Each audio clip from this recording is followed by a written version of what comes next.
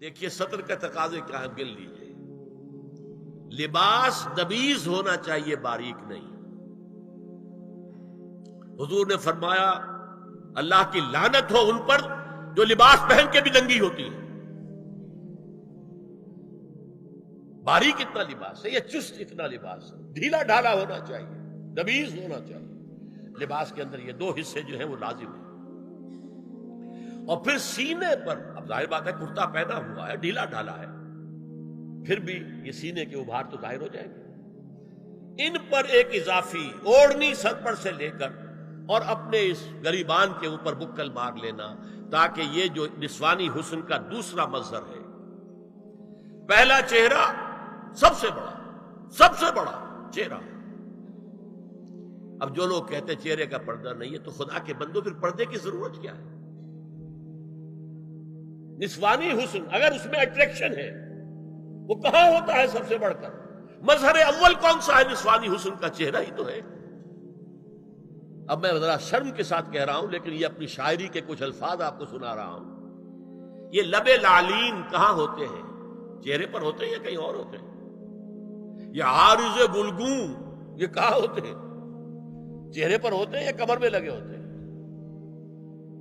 یہ چاہے زقن، تھوڑی میں اگر کچھ کھڈا پڑا ہوا ہو، چاہے زخم، یہ تعریفیں جو شاعری میں ہوتی ہیں یہ کہاں ہوتا ہے؟ یہ مژگاں کے تیر یہ کہاں ہوتے ہیں؟ یہ نرگسی آنکھیں یہ کہاں ہوتی ہیں؟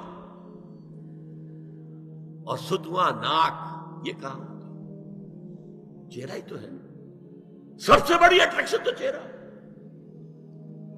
اسی کو نہ چھپایا تو پھر اور کیا چھپایا؟ ہاں دوسری چیز، چھاتی کے ابھار بہت اٹریکٹیو ہوتے ہیں انسان کے لیے۔ اس کے لیے یہ ہے کہ وَلْيَضْرِبْنَ بِخُمُرِهِنَّ عَلَى جُيُوبِهِنَّ، کرتا بھی نبیز کپڑے کا ہو، کرتا جو ہے ڈھیلا ڈھالا بھی ہو، شلوار اور نبیز تر کپڑے کی ہو، ڈھیلی ڈھالی ہو، اور اوڑھنی کا بکل جو ہے اپنے سینے پر مار لیا جائے۔ اب اس کے بعد فرمایا وَلَا يُبْدِينَ زِينَتَهُنَّ إِلَّا لِبُعُولَتِهِنَّ۔ اب یہاں یہ زینت کا لفظ آ رہا ہے چہرے کے لیے، اور چہرے ہی میں کچھ سنگھار بھی ہوتا ہے۔ کچھ سرما لگایا ہوا ہے، فرض کیجئے کسی اور طرح کا کوئی زیور پہنا ہوا ہے، گلے میں پڑا ہے، کانوں میں بدے ہیں وغیرہ وغیرہ، یہ زینت چہرہ، اور اس کے ساتھ کوئی بناؤ سنگھار کا معاملہ، جس کی کہ حضور صلی اللہ علیہ وسلم نے تلقین کی ہے۔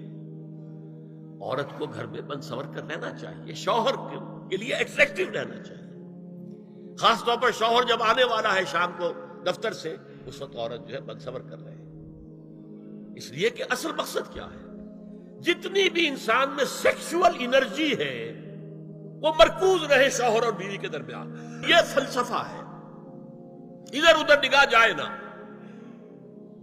جتنا یہ bond of love in spouses کے درمیان مضبوط ہوگا، اتنا ہی خاندان کا ادارہ مضبوط، صحت مند اور اگلی اولاد کی تربیت کے لیے مثبت ماحول۔